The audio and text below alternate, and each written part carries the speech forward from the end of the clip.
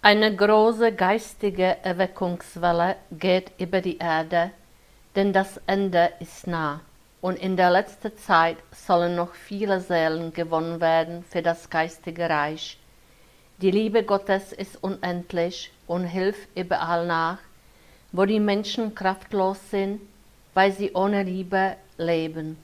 Der Gnadenstrom Gottes fließt unentwegt den Menschen zu, und wo nur ein Herz sich öffnet, um diesen Gnadenstrom aufzunehmen, wird die Kraft Gottes offenbar, und der Mensch legt Zeugnis ab von Jesus Christus, dem Sohn Gottes und Erlöser der Welt. Und darum wird überall das Wort Gottes verkündet, das aber erst dann wirkungsvoll sein wird an den Menschen, wenn ein vom Geist Gottes erfüllter Mensch es predigt, der den Worten Leben gibt, und darum auch die Zuhörer sich berührt fühlen. Und solche vom Geist Gottes erfüllte Prediger wird es immer mehr geben in der letzten Zeit, und also diese sind erweckt worden. In jeder Weise offenbart sich der Herr des Himmels und der Erde, durch viele Menschen Mund spricht er, doch immer erst dann, wenn eine geistige Erweckung vorangegangen ist. Dann aber treibt der Geist im Menschen diesen zu eifriger Tätigkeit an für Gott und sein Reich.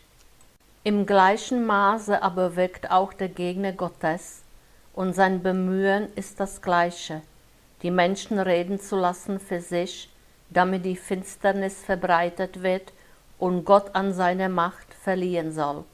Die Menschheit lebt in verwirrtem Denken, sie hat keine Unterscheidungsgabe mehr, sie nimmt an und verwirft, völlig willkürlich, denn sie ist unfähig, Wahrheit als Wahrheit und Irrtum als Irrtum zu erkennen.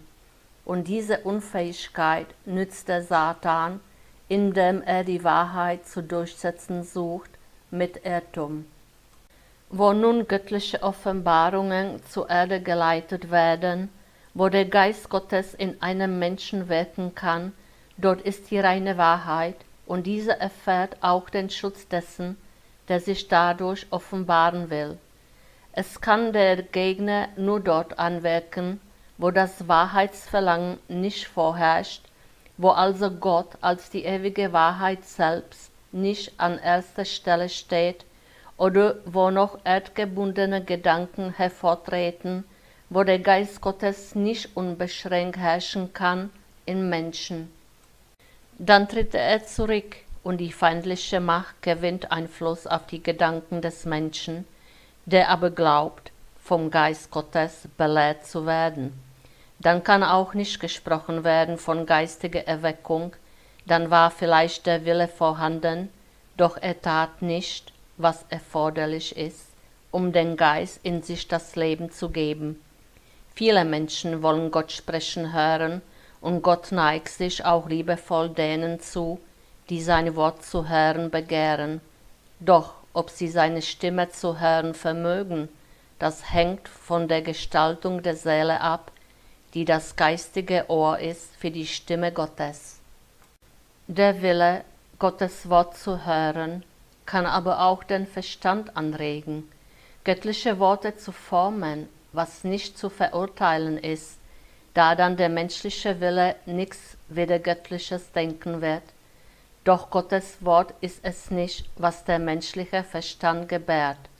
Andererseits aber kann ein Mensch in tiefen Verlangen stehen nach Gottes Wort und erfüllt von diesen Verlangen ihn hören, ohne dass er es weiß, dass Gott selbst es ist, der aus ihm spricht. Er dient dann unbewusst als ein Geweckter des Herrn, und er spricht die Wahrheit, weil sein Verlangen danach auch gleichzeitig Verlangen ist nach Gott, das er jederzeit erfüllt. Die Erweckungen in der letzten Zeit vor dem Ende werden besonders dort hervortreten, wo die Verkündigung des Evangeliums als inneres Bedürfnis empfunden wird. Dort wirkt der Geist im Menschen schon, und er äußert sich dann auch offensichtlich, indem bei den Menschen nun eine ungewöhnliche Begabung zutage tritt, jedoch nur während des Dienstes für Gott und sein Reich. Dann wird ein Mensch ohne besondere Rednergabe gute Reden führen können. Ein Mensch ohne besonderes Vorwissen wird aufschlussreiche Erklärungen zu geben vermögen. Fließend wird er antworten können, so er befragt wird über geistige Dinge.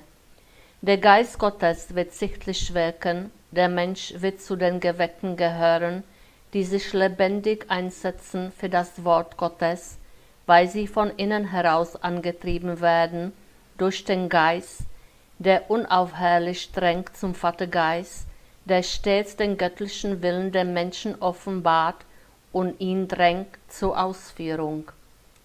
Diese Art der Erweckung wird besonders in Gemeinden zum Vorschein kommen, wo das Verlangen vorherrscht, Gottes Wort zu hören und Gott daher durch einen Menschen zu der Gemeinde spricht. Und die Gemeinde wird hören auf diesen Menschen, weil das Wirken Gottes an ihm offensichtlich ist. Sein Reden aber wird sein, als rede er selbst. Es wird nichts Unnatürliches dabei zutage treten, wenngleich sich Fähigkeiten zeigen, die ihm sonst nicht eigen sind. Doch er spricht nicht medial, er spricht nicht automatisch, also er ist nicht gezwungen zu reden, indem sich in seinem Munde Worte formen, unbeeinflusst vom Verstand. Ein solches Kundgeben kann auch stattfinden, ist aber nicht als Erweckung des Geistes anzusehen.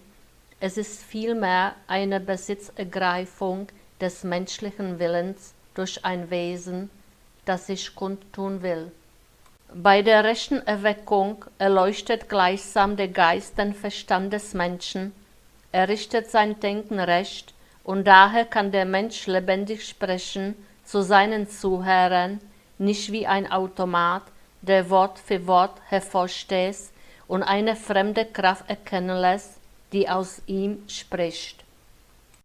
Ist diese Kraft böse, so kann sie großen Schaden anrichten.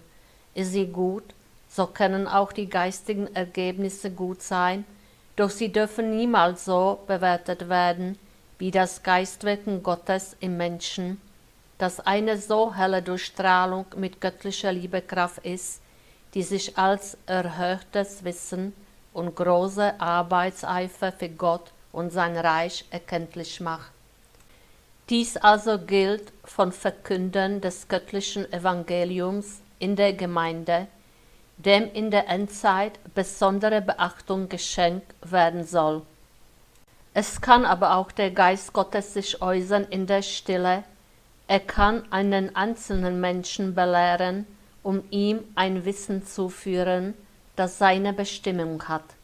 Dann ist der Geist Gottes in Menschen gleichfalls erweckt worden durch den Menschen selbst, und auch mit einer solchen Erweckung ist eine Mission verbunden. Das Wissen, das der Mensch nun entgegennimmt, soll weitergeleitet werden, denn es soll das Evangelium in aller Reinheit verbreitet werden mit göttlicher Unterstützung. Gott selbst nimmt sich der Menschen an, denen das Evangelium in verbildeter Form dargeboten wurde und die darum keinen rechten Glauben mehr haben, der ihnen aber wiedergegeben werden soll durch das Zuleiten der reinen Wahrheit. Zu diesen im Geist erweckten Menschen spricht Gott direkt. Sie vernehmen seine Ansprache in sich gleich klaren gedanklichen Worten. Sie nehmen eindrucksvolle Belehrungen entgegen, mit der Bestimmung, diese den Menschen weiterzugeben.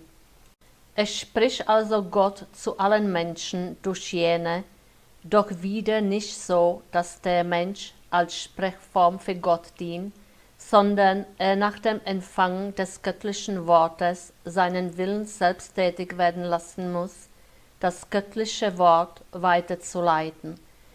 Dieses Geistwirken ist insofern bedeutungsvoll, als dass wieder ein Fundament gegründet wird, dass die Menschen in die Grundwahrheiten angeführt werden, dass Gott selbst die Menschheit belehrt und somit jede Zweifel widerlegt, jeder Irrtum aufgedeckt und jede falsche Auslegung berichtigt wird, also den Menschen das reine Evangelium verkündet wird, von Gott selbst empfangen durch einen Menschen, in dem sein Geist wirken kann und festgehalten durch dessen Willen, Gott und den Menschen zu dienen.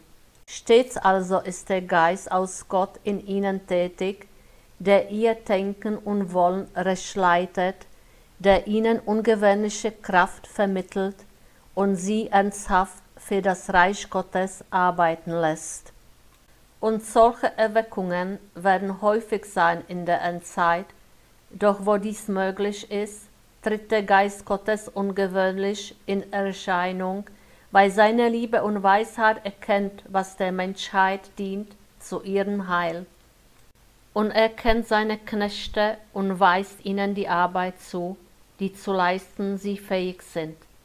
Er wirkt in der Öffentlichkeit wie in der Stille, nach seinen weisen Ermessen besetzt er die Ämter mit denen, die sie wohl zu verwalten vermögen. Und verschieden sind auch die Aufträge, die er seinen Knechten gibt, doch alle arbeiten für sein Reich und dienen ihm, und eines jeder Arbeit wird gesegnet sein. Amen.